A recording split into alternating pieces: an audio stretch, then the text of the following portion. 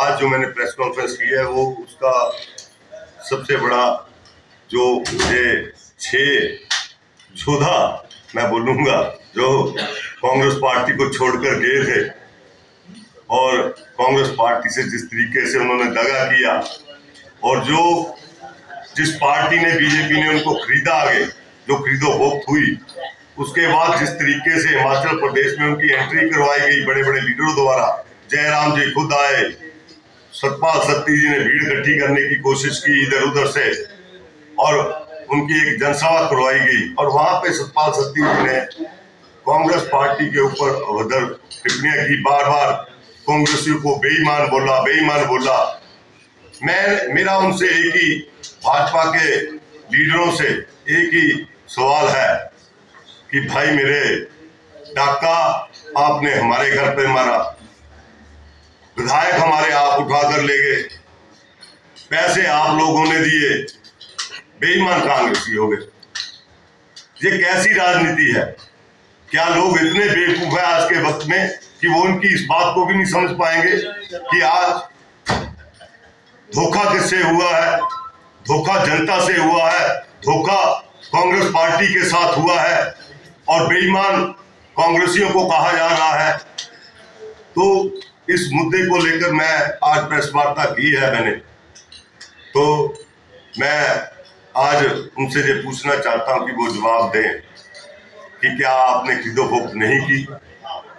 क्या आपने इन खरीदो फरोख्त करके एक महीने उनको होटलों की सैर कराई, ताम झाम हेलीकॉप्टरों से सैर करवाई, जब आए बार बार हेलीकॉप्टरों में आए, इतना खर्चा ताम झाम की, आपदा के वक्त आप लोगों ने प्रधानमंत्री से हिमाचल प्रदेश के लोगों के लिए पैसे नहीं मांगे, लेकिन आपको विधायक खरीदने के लिए आपने 2 मिनट में पैसे निकाल दिए। तो क्यों आप ऐसी बातें कर रहे हैं? जनता सब जानती है और आने वाले इलेक्शन में हम इसका मुंह तोड़ जवाब देंगे और जनता के बीच जाएंगे और इनकी बातें, जो हमारी बातें जो जनता तक पहुंचाएंगे।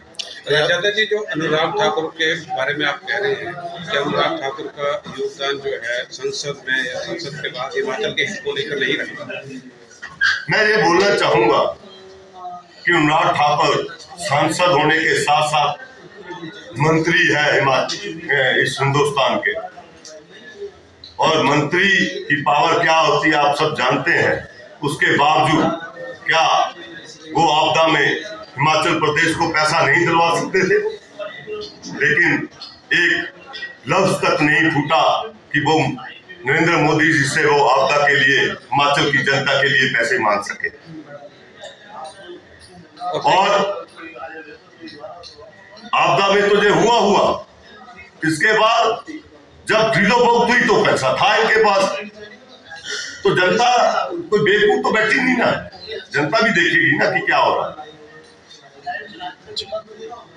अनुराग का जो क्रिकेट को लेकर योगदान है वो कहां तक अब सही? मैं अनुराग जी के क्रिकेट के योगदान को बोलना चाहूंगा कि वो इस क्रिकेट के जो एसोसिएशन है इसके सरदार रहे हैं और कितने उन्होंने प्लेयर जो है यहां से निकाले हैं। आज वो रोहित शर्मा जी को या और क्रिकेट के बड़े बड़े सेलिब्रिटीज को लेकर आ रहे हैं अपने लिए प्रचार करवाने।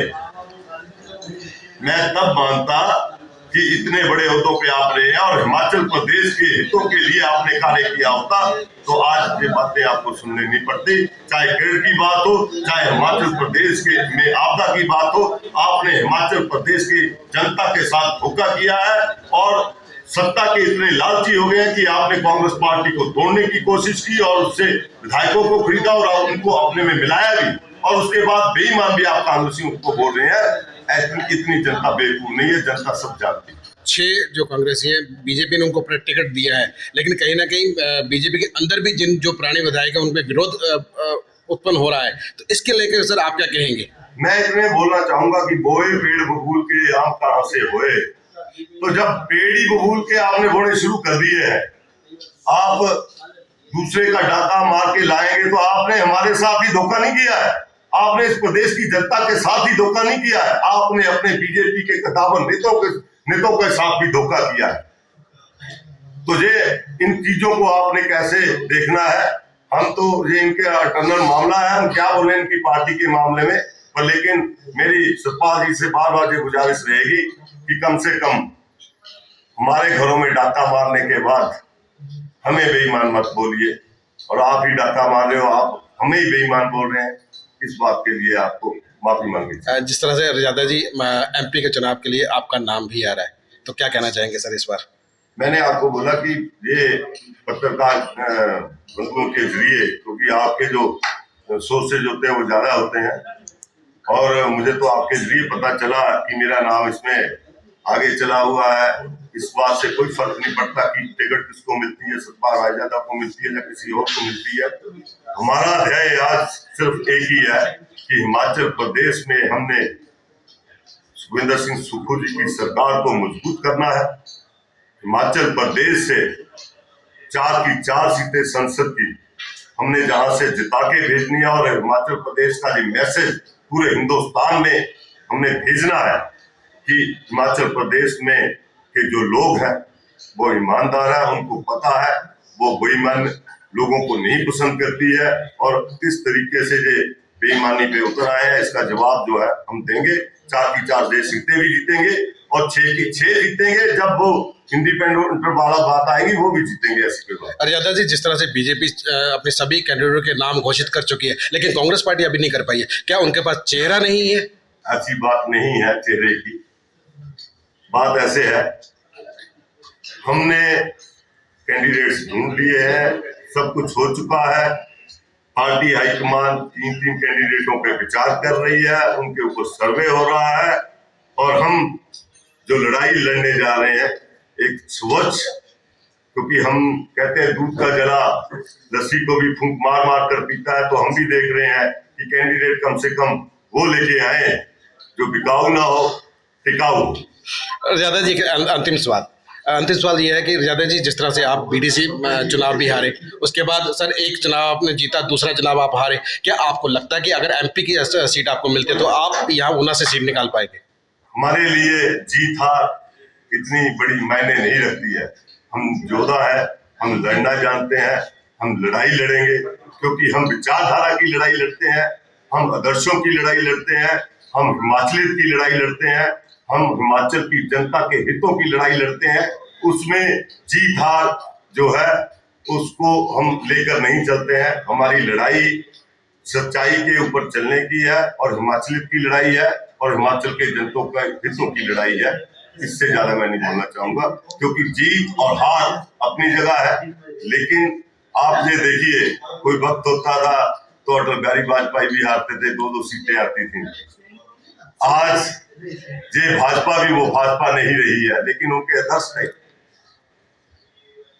उन आदर्शों को, शांता कुमार जी की आपने बात सुनी होगी,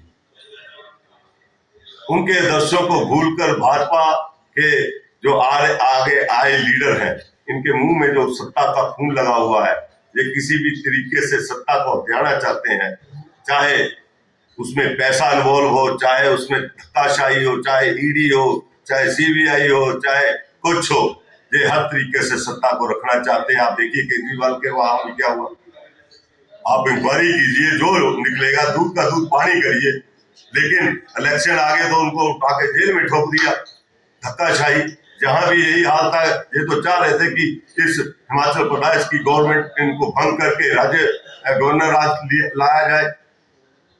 क्या सुखविंदर सिंह सुक्खू, जिन्होंने 1.5 साल में अपनी 5 गारंटियों को पूरा किया, चाहे OPS है, चाहे वो 1500 की बात है, चाहे वो और गारंटीज है, उन सबको पूरा किया है, और हम 5 साल उभर के आएंगे, 5 साल तरीके से सरकार चलाएंगे, और अगली बार ट्वीट भी करेंगे।